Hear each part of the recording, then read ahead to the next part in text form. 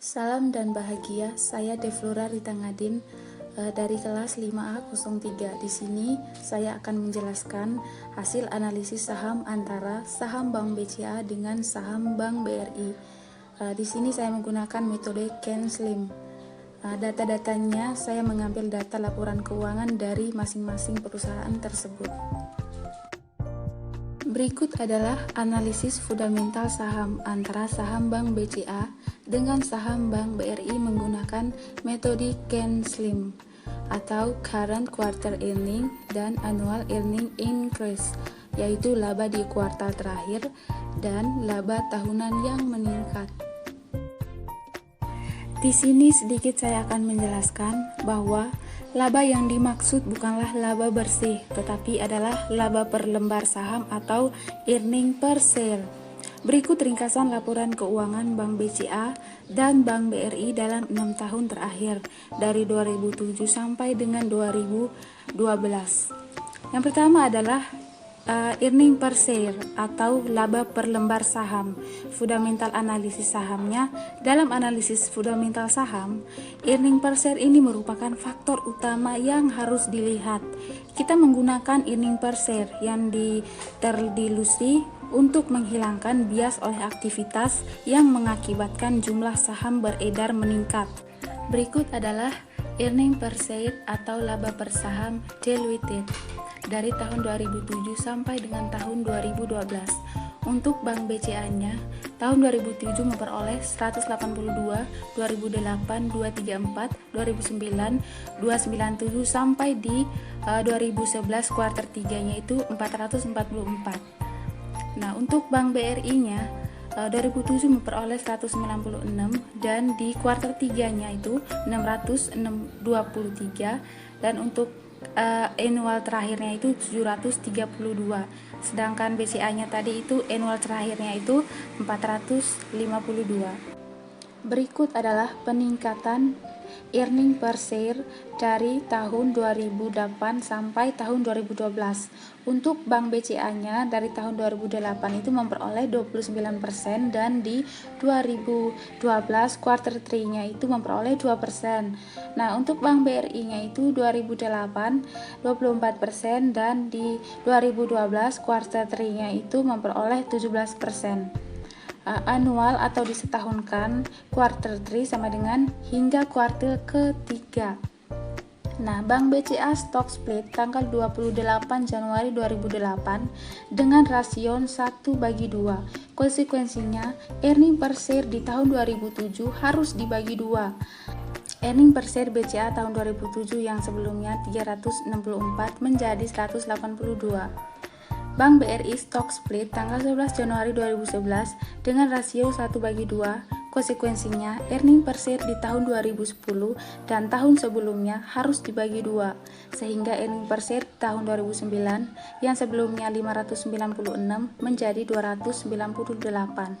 Begitu juga earning per share tahun sebelumnya, yaitu 2008 dan 2007. Nah, earning per share di atas ini dalam rupiah dan sudah dibulatkan ke desimal terdekat. Dalam 6 tahun terakhir, secara nilai rupiah, Bank BRI selalu mengalahkan Bank BCA. Dari segi peningkatannya earning per share, Bank BRI juga mengalahkan Bank BCA, kecuali di tahun 2008. Bank BRI ini sedikit lebih rendah dibandingkan Bank BCA.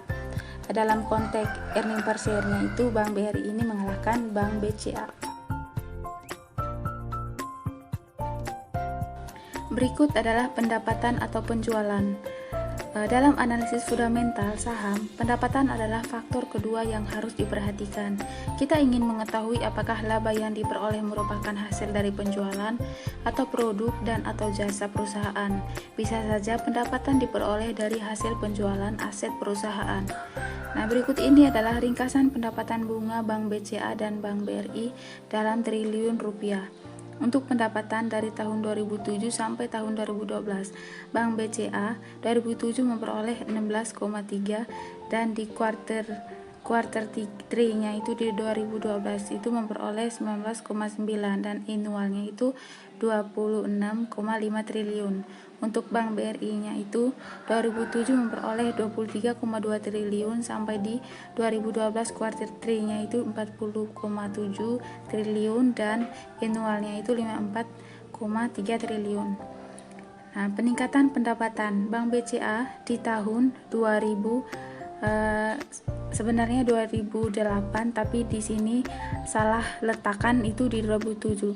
Nah, untuk di tahun 2008-nya itu senilai 18% sampai di tahun 2012-nya itu memperoleh 10%. Dapat minusnya itu minus 10%-nya itu di tahun 2010. Nah, untuk Bank BRI-nya itu untuk di 2008-nya itu memperoleh 21% dan quarter 3-nya itu memperoleh 13%.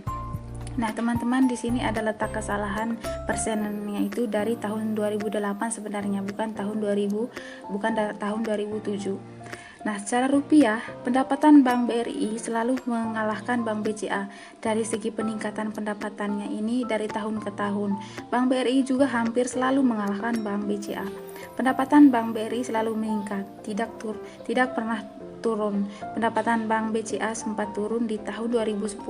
Dalam hal pendapatan ini, Bank BRI juga mengalahkan Bank BCA.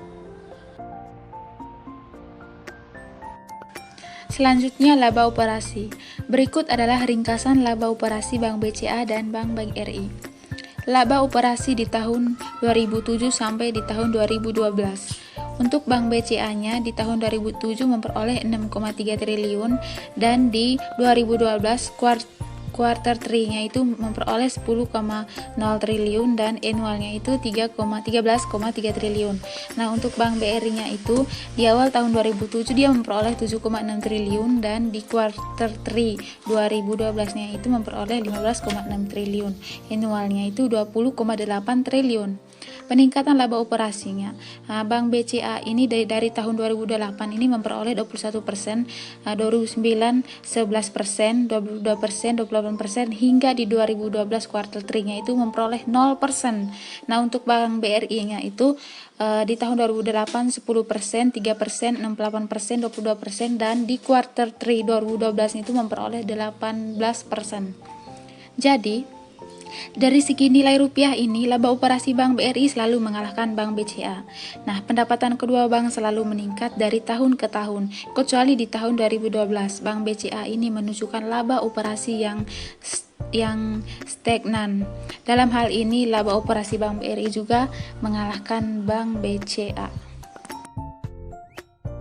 Berikut adalah ROE atau Return on Equity, laba dibandingkan modal. Dalam analisis fundamental saham, ROE sama pentingnya juga dengan earning per share. Kita harus tahu apakah laba yang diperoleh cukup signifikan dibanding modal perusahaan. Perusahaan bermodal 10 juta yang menghasilkan laba bersih 20 juta setahun memiliki ROE sebesar 200%. Sedangkan perusahaan atau bank kecil bermodal 5 triliun cuma memperoleh laba 50 miliar dalam setahun, berarti hanya memiliki ROE senilai 1%. ROE dapat dengan membagi laba bersih dengan equity atau ekuitas atau modal. Berikut ringkasannya laba bersih dan equity dalam triliun rupiah. Untuk Bank BCA dari tahun 2007 sampai 2012 laba bersihnya itu 2007 4,5 triliun sampai di 2012 quarter 3-nya itu 8,2 triliun dan annualnya itu 10,9 triliun. Untuk modal atau equity-nya itu 2007 memperoleh 20,4 triliun sampai di 2012 quarter 3-nya itu 49,2 triliun dan annualnya itu 49,2 triliun. Untuk ROE-nya di tahun 2007 memperoleh 22%, 25%, 24%, 25% dan 26% hingga quarter 3 22% di tahun 2012. Nah, untuk Bank BRI-nya Di tahun 2007 laba bersihnya memperoleh 4,8 triliun, sampai di kuartal 3-nya itu di 2012 memperoleh 3,5 triliun, dan annualnya itu memperoleh 8,0 triliun. Untuk modalnya itu dia di annualnya itu memperoleh 9,6%, dan ROE-nya itu di kuartal 3-nya itu 2012 memperoleh 30%. Nah, teman-teman bisa memperhatikan sekali lagi angka-angka atau nilai yang diperoleh per tahunnya. Jadi, kedua bank memiliki ROE yang bagus, berhasil membukukan laba bersih dengan ROE di atas 20% ya, tidak ada di bawah 20%. Tetapi, tetap saja Bank BRI ini memiliki pencapaian yang lebih baik dari Bank BCA. Bank BRI masih mengalahkan Bank BCA dari segi ROE-nya.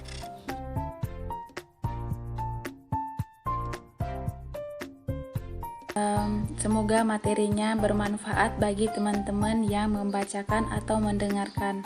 Apabila ada kesalahan dalam kata atau apapun itu, saya ucapkan mohon maaf. Sekian dan terima kasih.